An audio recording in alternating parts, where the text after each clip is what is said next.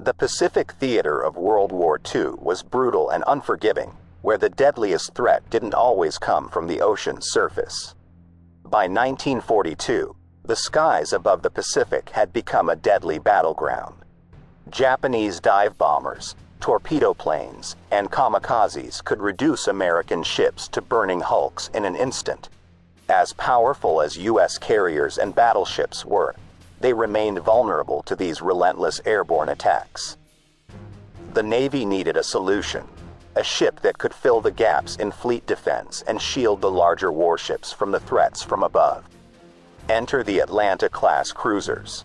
Fast, heavily armed, and bristling with anti-aircraft guns, the Atlanta class was designed to protect the American fleet from the threats in the air.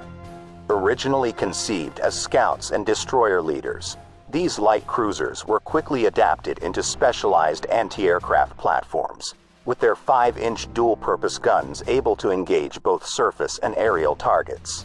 A total of 8 Atlanta-class ships were built, each a floating wall of flak and steel, equipped with the heaviest anti-aircraft armament of any other cruiser of World War II. While they weren't the biggest ships in the fleet, Atlantas were the first line of defense when enemy planes filled the sky. This is the story of the Atlanta-class cruiser, America's answer to the deadly skies of the Pacific.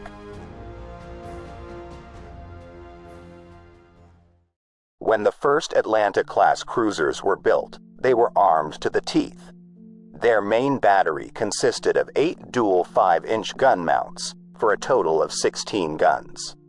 They were arranged with 3 super-firing turrets forward, 3 more super-firing aft, and 2 waist mounts, 1 port and 1 starboard, giving the first 4 Atlanta-class cruisers the heaviest anti-aircraft armament of any cruiser of World War II. These massive guns could unleash over 17,000 pounds of shells every minute.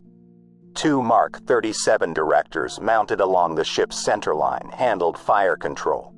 Initially lacking radar, the Atlanta-class ships were upgraded with fire control and search radars by early 1942.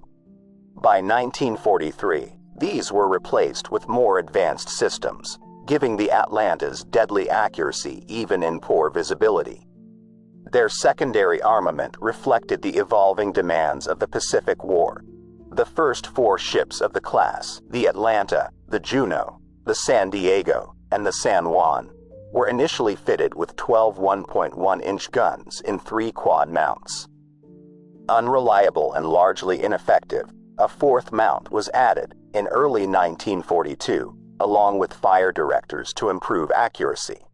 By late 1942, the guns were replaced with the superior twin-mount Bofors 40mm guns, directed by Mark 51 systems. Close-range defense was handled by 20mm Oerlikon cannons. By early 1942, the initial Atlantas had 8 of these rapid-fire guns installed across the ship. This number would increase to 12, and by late 1943, a quadruple 40mm Bofors mount replaced the twin mount on the quarterdeck. These improvements came at a cost. The added weight and equipment affected the ship's stability and crowded the decks. The second group of 4 Atlanta-class cruisers, the Oakland, the Reno, the Flint, and the Tucson, were known as the Oakland subclass and reflected the lessons learned from their older sisters. Built with 6 twin 5-inch guns, having their waist mounts removed, and Bofors guns from the start, Oaklands also carried 4 additional twin Bofors mounts. This improved both close-range firepower and overall stability by reducing the number of smaller 20mm guns. Atlanta-class ships were also the only U.S. cruisers armed with torpedoes, 8 21-inch tubes mounted in 2 quad launchers. But by the end of the war, some of the Atlantas, like the Oakland, had their torpedo tubes removed to make room for additional anti-air defenses. Anti-submarine capabilities were also limited. The original Atlanta design didn't include sonar or depth charges, but by early 1942, sonar was installed along with 6 depth charge projectors and 2 stern-mounted tracks. Once the ships were reassigned as anti-aircraft escorts, the projectors were removed, but the stern tracks remained. The Atlanta-class cruisers were powered by 4 high-pressure boilers and 2 geared steam turbines, producing 75,000 horsepower that could push the cruiser to a top speed of 33.6 knots. Armor was light but functional. The cruiser's sides were protected by 3.75 inches of armor. Her gun mounts had 1.25 inches, and the conning tower was reinforced with 2.5 inches. Initially designed for a crew of 26 officers and 523 enlisted men, the need for more anti-air gunners and radar operators pushed the count to over 700 by the end of the war. The Oaklands carried even more, up to 766 men. Fast, deadly, and versatile, Atlanta-class cruisers were built to survive the harsh realities of modern naval warfare. And for the most part, they did. But while Atlanta-class ships were highly effective anti-aircraft platforms, they struggled in direct combat. Of the 3 light cruisers lost by the U.S. Navy during World War II, 2 were Atlanta-class ships.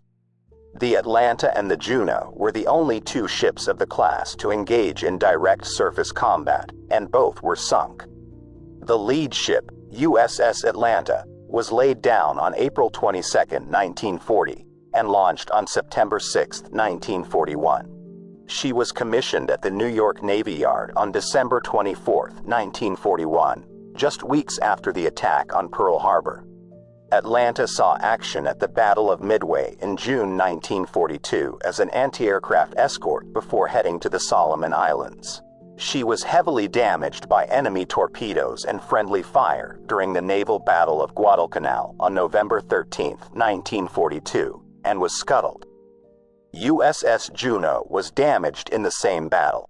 Later in the day, as she was withdrawing for repairs, she was torpedoed by the Japanese submarine I-26 in the same place she had been hit the night before. A massive explosion tore the ship in half and she sank in 20 seconds. The USS Reno was torpedoed off Leyte on November 4, 1944, which caused a large fire and flooding. However, quick action by her crew saved the ship from sinking.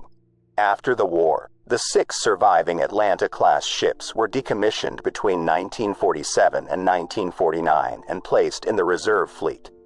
They were redesignated as light anti-aircraft cruisers, but none were ever recommissioned.